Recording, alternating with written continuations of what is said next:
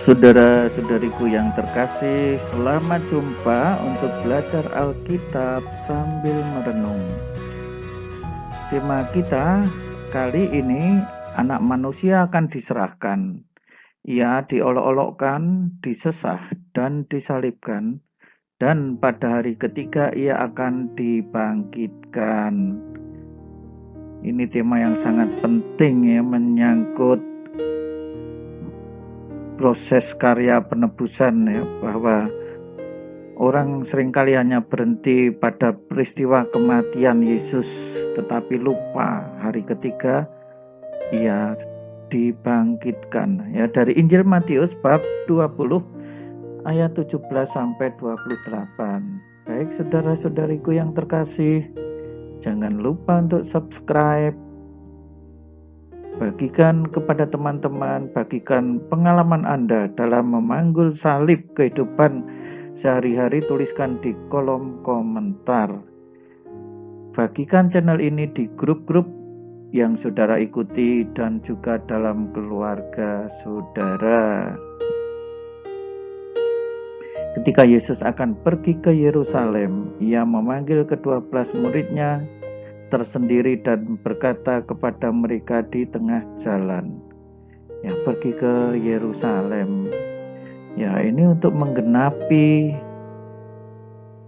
karya penebusan yang akan terjadi puncaknya nanti di Yerusalem, dan ini adalah proses perjalanan karya penebusan ya, yang mengumpulkan ke-12 muridnya secara tersendiri ya, secara eksklusif, dan berkata di tengah jalan, apa itu?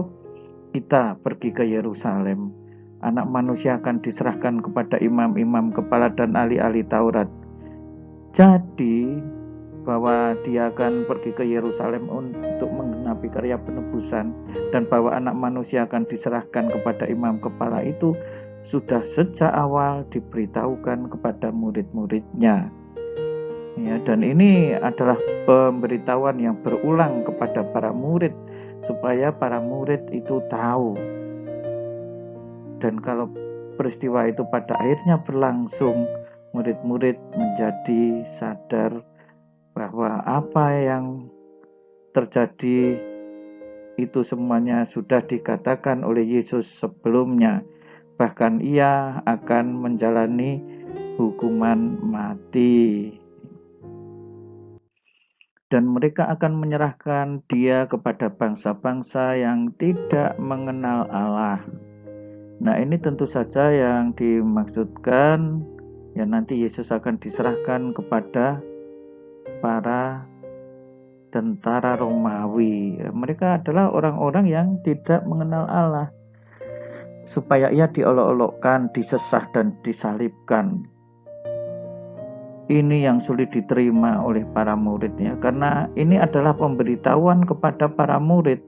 Bagaimana mungkin ya sekarang kalau kita pikirkan seorang yang akan menjadi juru selamat ya, Mesias, diolok-olok.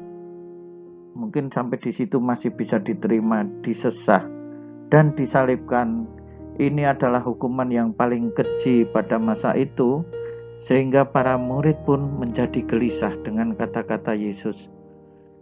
Ya, murid-murid pun waktu itu rupa-rupanya hanya berhenti pada pemikiran akan menderita, akan disalibkan dan mati. Tetapi Yesus mengatakan ini sesuatu yang penting yang seringkali terlewatkan. Pada hari ketiga ia akan dibangkitkan. Nah, bagi kita sekarang orang Kristen, kita sudah paham tentunya ya, bahwa peristiwa penyaliban Yesus yang dilanjutkan dengan peristiwa kematian dan kebangkitan itulah jalan menuju keselamatan.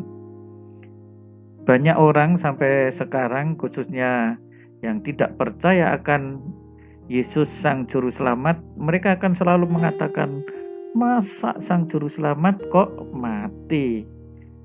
Mereka lupa, tidak pernah mereka mengatakan, loh, Juru Selamat dibangkitkan. Dan untuk dibangkitkan itu melalui peristiwa kematian. mau tidak mau harus begitu. Nggak mungkin dibangkitkan tanpa peristiwa kematian. Itu namanya bangun tidur. Orang tidak bisa memahami ini, saudara-saudari. Kita bersyukur ya, mempunyai Sang Juru Selamat yang luar biasa. Nah, kemudian datanglah ibu anak-anak Zebedius serta anak-anaknya itu kepada Yesus. Siapa ini ibu anak-anak Zebedius? Iya, nah, ini ibunya Yakobus dan Yohanes. Bersujud di hadapan Yesus meminta sesuatu. Wah, ini sampai ibunya datang. Ada apa ya ini? Ibunya datang untuk anaknya bersujud di hadapan Yesus. Segala apa yang kau kendaki? Jawabnya, berilah perintah supaya kedua anakku ini boleh duduk kelak di dalam kerajaanmu, yang seorang di sebelah kananmu, yang seorang lagi di sebelah kirimu. Enggak tanggung-tanggung ini Ibu Zebedius ini, Bu Zebedius ya, meminta kepada Yesus seperti itu, menunduk-nunduk kepada Yesus untuk agar anaknya nanti beroleh kedudukan ya. Tentu saja ini yang dipikirkan adalah kerajaan dunia. Boleh duduk kelak di dalam kerajaanmu, yang seorang sebelah kanan, yang satu di sebelah kiri. Ini tentu saja tidak cocok dengan apa yang menjadi pemikiran Yesus saat itu ketika memberitahukan kepada murid-muridnya. Yesus menjawab, kamu tidak tahu apa yang kamu minta. Dapatkah kamu meminum cawan yang harus kuminum? Kami dapat. Nah, meminum cawan ini adalah juga sama seperti yang dikatakan Yesus sebelumnya. Diolok-olok, dihina, disesah, bahkan mungkin sampai kepada kematian. Dan memang ya, mereka menjawab kami dapat. Nah, saudara-saudariku yang terkasih, Yesus berkata, cawanku memang akan kamu minum, tetapi soal duduk sebelah kiri kanan itu adalah hak Bapa yang menyediakan. Nah, mendengar itu marahlah ke 10 murid yang lain. Ini juga aneh lagi. Kenapa saya sebut aneh?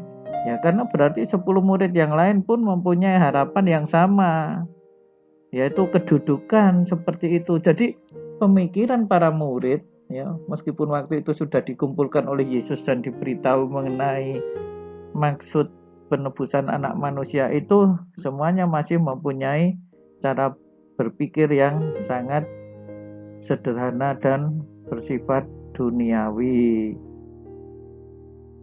Yesus memanggil mereka lalu berkata, ya, pemerintah bangsa-bangsa memerintah rakyatnya dengan tangan besi, pembesar menjalankan kuasanya dengan keras atas mereka.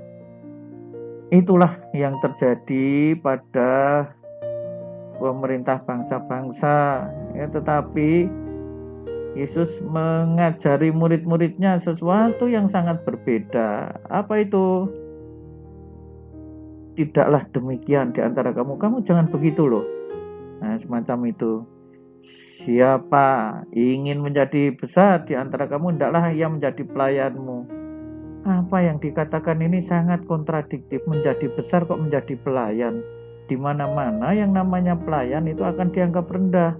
Tetapi tidak tanggung-tanggung ini Yesus menyatakan, ingin menjadi besar justru menjadi pelayan. Dan barang siapa ingin menjadi terkemuka, hendaklah ia menjadi hambamu. Inilah yang sudah dilakukan oleh Yesus. Ketika Yesus melayani begitu banyak orang, namanya semakin masyhur, semakin besar. Ketika ia menjadi hamba bagi banyak orang, ia dijunjung sangat tinggi dan menjadi terkemuka. Sama seperti anak manusia datang bukan untuk dilayani, melainkan untuk melayani dan untuk memberikan nyawanya menjadi tebusan bagi banyak orang. Nah, ini pelayanan yang sampai di titik tertinggi. Anak manusia datang bukan untuk dilayani. Dan pelayanan anak manusia seperti apa? Memberikan nyawanya menjadi tebusan.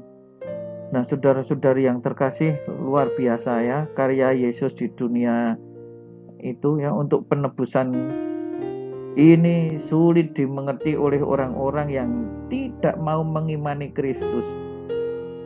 Ya. Jadi kalau mereka hanya mau berpikir-pikir dengan logika, ya tentu saja mereka tidak akan pernah sampai kepada titik di mana Yesus sang anak manusia itu memberikan nyawanya menjadi tebusan. Dianggap itu sesuatu yang tidak logis ya, tetapi bagi kita yang beriman Kristen, yang beriman akan Yesus Kristus, syukurlah ya bahwa Yesus ini yang tersalib ini, dia menderita. Yesus yang tersalib ini ia disesah dan dihina, tetapi dari salib yang menjadi bahan olok-olokan orang ini ada keselamatan. Dari sinilah Yesus pada akhirnya bangkit dari antara orang mati, dan kemudian dari situlah ia menjadi yang sulung putra kebangkitan. Nah, saudara-saudari yang terkasih, ayolah semakin bersemangat untuk beriman kepada Yesus. Dia yang telah memberikan nyawanya menjadi tebusan bagi kita. Kita balas kasihnya, kita layani dia di dalam kehidupan nyata ini untuk membantu saudara-saudari kita yang membutuhkannya. Apa saja yang kamu lakukan untuk salah seorang, bagi saudaraku yang paling kecil, yang paling hina ini, kamu telah melakukannya untuk aku. Itulah pemberian yang bisa kita lakukan bagi Yesus di dalam diri sesama. Tuhan Yesus memberkati, berkah dalam. Jangan lupa untuk subscribe, bagikan kepada teman-teman di grup saudara dan keluarga.